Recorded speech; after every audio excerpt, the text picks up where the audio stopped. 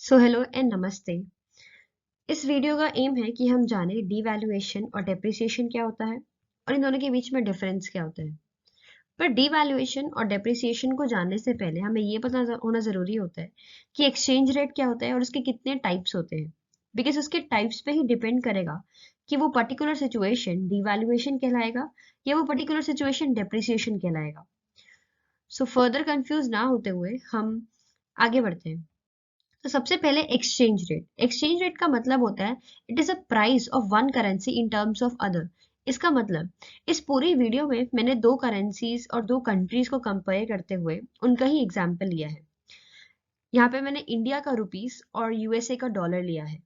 इसका मतलब ये हुआ, एक्सचेंज रेट का मतलब ये होता है कि $1 की वैल्यू इंडियन रुपीस के टर्म्स में कितना है। यही हमारा एक्सचेंज रेट कहलाता है। That is the price of one currency in terms of other. So currency exchange rate आपका डिपेंड करेगा कि आपकी रिलेटिव डिमांड क्या है। रिलेटिव डिमांड मतलब होता है इन कंपेयर ऑफ, कि आप ज़्यादा प्रेफर करते हैं डॉलर्स को या आप ज़्यादा प्रेफर करते हैं इंडियन रुपीस को।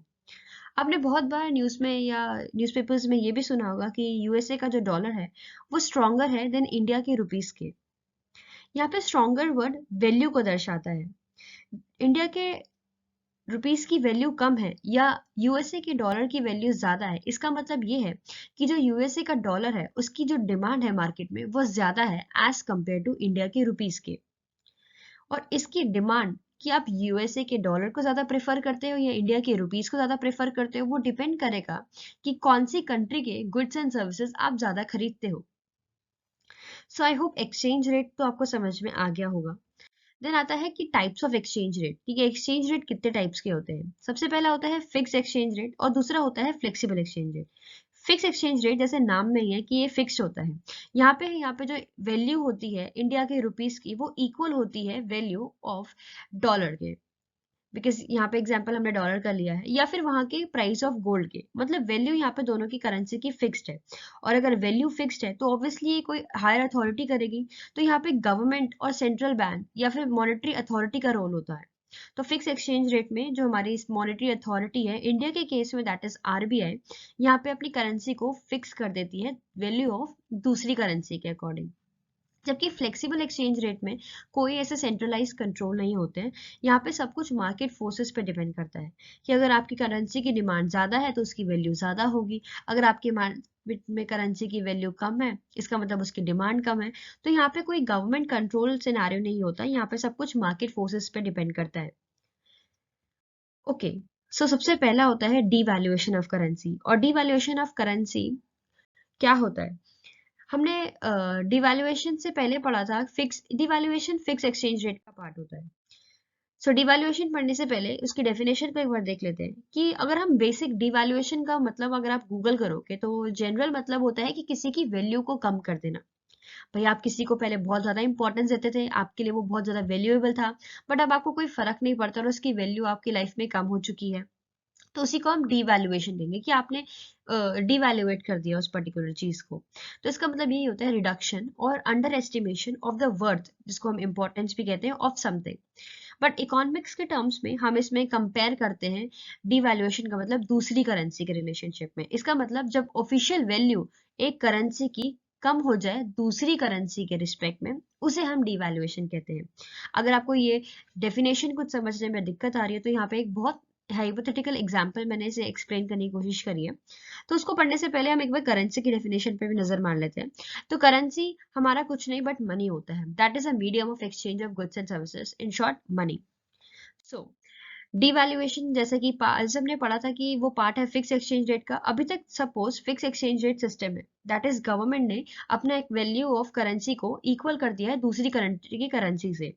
इसका मतलब इंडिया के रुपीस की वैल्यू इक्वल है यूएस के डॉलर की। बट अगर कंट्री इंडिया, सपोज यहाँ पे इंडिया डिवैल्यूएट करती है उसकी करेंसी को, इसका मतलब डेलिबरेटली जानबूझ के अपनी वैल्यू को करेंसी के कम कर देती है। तो हम यहाँ पे देखते हैं कि जो इंडिया की रुपीस की वैल्यू है ये आफ्टर डिवैल्यूएशन का सिनारियो है, कि जो इंडिया की रुपीस की वैल्यू है वो कम हो गई है वैल्यू ऑफ डॉलर से, और ये डिवैल्यूएशन के केस में इंडिया ने खुद ही करा है। तो इसके कॉन्सिक्वेंस क्या होगा या इससे क्या होगा, वो समझने के लिए हमने एक बहुत हाइपोथेटिकल एग्जांपल लिया है। यहाँ पे हाइपोथेटिकल इसलिए बिकॉज इसका रियल लाइफ से कोई संबंध नहीं है, यहाँ पे बहुत इजीली एक्सप्लेन करने के लिए या आपको समझ में आ जाए इसलिए मैंने वैल्यूज भी बहुत इजी सी ली हैं। सपोज बिफोर डिवैल्यूएशन करने से पहले फिक्स एक्सचेंज रेट में वहां के $1 की वैल्यू इंडिया के 50 रुपए के बराबर थी। पर अगर डीवैल्यूएशन करने के बाद हम देखें तो अब वहां के $1 की वैल्यू यहाँ के 100 इंडियन रुपीज के बराबर है। अब बोलेंगे ये तो 50 रुपए से 100 रुपए हो गया, 50 रुपए से 100 रुपए बड़ा होता है तो वैल्यू बड़ी होनी चाहिए, बट ऐसा नहीं है। यहाँ पे एक्चुअली में वैल्यू कम हो रही है, और वो वैल्यू कैसे कम हो रही है वो समझने के लिए हमें नेक्स्ट स्लाइड में जाना पड़ेगा। ओके, सो सपोज करेंसी की वैल्यू करेंसी डीवैल्यूएट होने का मतलब क्या हुआ, फॉरेनर्स के लिए क्या होता है यहाँ पे हम देखेंगे। सपोज फॉरेनर्स के लिए अगर मैंने बोला कि वहां का ये डिवैल्यूएशन के पहले का सिनेरियो है कि वहां का $1 इंडिया के 50 रुपए के बराबर है। सपोज बाहर की फॉरेनर्स 50 रुपए की एक शर्ट ले सकते थे अपने $1 से, पर डिवैल्यूएशन होने के बाद जैसे कि सिचुएशन अब ये है कि $1 की वैल्यू इंडिया के 100 रुपीज के बराबर है, तो जहां पहले $1 से वो एक ही शर्ट ले पाते थे, अब वहां $1 से वो 2 शर्ट ले पा रहे हैं। तो उनके लिए तो विन विन सिचुएशन है, पैसा उतना ही दो और ज्यादा सामान ले लो। ओके, सो अब हमें देखना पड़ेगा कि इंडियंस के लिए क्या है। बट इंडियंस के लिए क्या है, यहाँ के 50 रुपए की वैल्यू पहले वहां के $1 के बराबर थी, तो 50 रुपए में इंडियंस जो थे फॉरेन की एक शर्ट खरीद सकते थे सपोज। बट अब आफ्टर डिवैल्यूएशन क्या हो गया, वही $1 की एक शर्ट की कीमत अब इंडिया को 100 रुपए देके चुकानी पड़ेगी। मतलब जहाँ 50 रुपए की इंडियंस के लिए एक शर्ट आ जाती थी $1 की, अब सिमिलरली वही शर्ट $1 की 100 रुपए में देनी पड़ रही है। इसका मतलब आपको ज्यादा रुपए देना पड़ रहा है, आपके लिए ये महंगा हो गया बाहर का सामान। इसके लिए इसका मतलब यही होता है कि आपकी करेंसी की वैल्यू जो होगी वो कम हो चुकी है एज कंपेयर टू डॉलर। सो इससे क्या होगा कि जो हमारे एक्सपोर्ट्स होंगे, एक्सपोर्ट्स मतलब कंट्री से बाहर जो भी आप बेचना चाहोगे वो तो इनएक्सपेंसिव और चीप हो गया ना बाहर वालों के लिए, तो उनके लिए तो अच्छी बात है। बट इम्पोर्ट हो गया इंडिया के लिए कि बाहर से कुछ खरीदना वो महंगा हो गया है। क्यों? क्योंकि अब आपको वही शर्ट जो पहले 50 रुपए देने पड़ रहे थे अब वो आपको 100 रुपए देने पड़ रहे हैं। सो इसका रिजल्ट क्या होगा, इसका इम्पैक्ट ये होगा कि जो इंडिया की गुड्स की डिमांड है फॉरेन के मार्केट्स में वो बढ़ जाएगी। द रीजन बीइंग क्योंकि हमारा सामान उनके लिए सस्ता हो गया है, वो एक ही उसी $1 में हमारा इंडिया का ज्यादा सामान ले पा रहे हैं। बट इंडिया के लिए जो एक्सपोर्ट है बाहर का वो क्या हो गया है, वो महंगा हो गया है, तो इंडिया ट्राई करेगा कि बाहर से कम सामान ले, बिकॉज वो महंगा हो गया है। वैसे ही जैसे 50 रुपए के एक शर्ट के लिए अब 100 रुपए देने पड़ रहे हैं, तो हमारे लिए इम्पोर्ट्स महंगे हो गए हैं। इम्पोर्ट्स मतलब बाहर से कुछ सामान लेना, इसलिए डिमांड जो होगी फॉरेन गुड्स की वो भी कम हो जाएगी। इससे एक फायदा तो ये मुझे दिखता है कि जो डोमेस्टिक जो प्रोड्यूसर्स है वो हैप्पी हो जाएंगे, बिकॉज उनका इंटरनेशनली जो डिमांड है गुड्स की वो बढ़ जाएगी।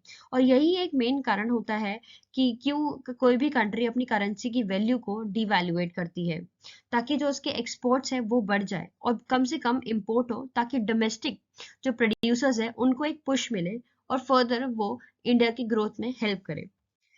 सेकंड होता है डेप्रिसिएशन।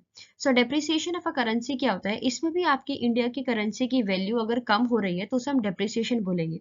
बट इसमें गवर्नमेंट का कोई रोल नहीं होता, यहाँ पे फोर्सेस काम करते हैं जो कि है डिमांड एंड सप्लाई। इकोनॉमिक्स में सब कुछ डिमांड एंड सप्लाई पे डिपेंड करता है ना, अगर डिमांड ज्यादा है तो ये होगा, सप्लाई ज्यादा है तो वो होगा। तो जो भी कंडीशन इसमें respective of demand and supply के रिस्पेक्ट में होगी वो यहाँ पे होगी। यहाँ पे फ्लोटिंग एक्सचेंज रेट ज्यादा काम करता है। यहाँ पे बहुत सिंपल सा एक एग्जांपल है। सपोज इंडिया एक्सपोर्ट करता है, बाहर बेचता है गेहूं को, पर सपोज अगर किसी कारण वो एक्सपोर्ट कम हो गया, कहीं पे फ्लड आ गया या सूखा पड़ गया या नहीं हो पाया, तो उसकी जो एक्सपोर्ट्स अगर कम हो गया, आपने बाहर बेचना कम कर दिया, तो ऑब्वियसली जो आपकी इंडियन की रुपीस की वैल्यू है वो डेप्रिशिएट कर जाएगी। इसका मतलब वैल्यू कम हो जाएगी बिकॉज सप्लाई कम हो गया है आपकी तरफ से।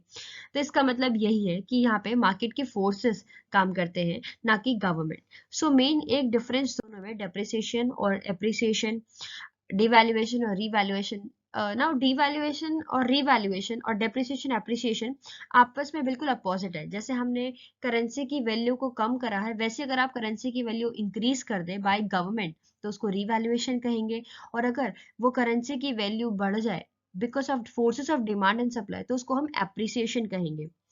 फिक्स एक्सचेंज रेट हमारा रिस्पॉन्सिबल होता है डीवैल्यूएशन और रीवैल्यूएशन में, जहाँ पे मॉनेटरी अथॉरिटी का रोल होता है, और फ्लोटिंग एक्सचेंज रेट रिस्पॉन्सिबल होता है एप्रिसिएशन एंड डिप्रिसिएशन में, जहाँ पे मार्केट फोर्सेस का रोल होता है। सो ये था इनके बीच का डिफरेंस। अगर आप यहाँ तक वीडियो देख रहे हैं तो प्लीज इसे लाइक करें, शेयर करें, सब्सक्राइब करें, और थैंक यू। और प्लीज अपना फीडबैक जरूर दें।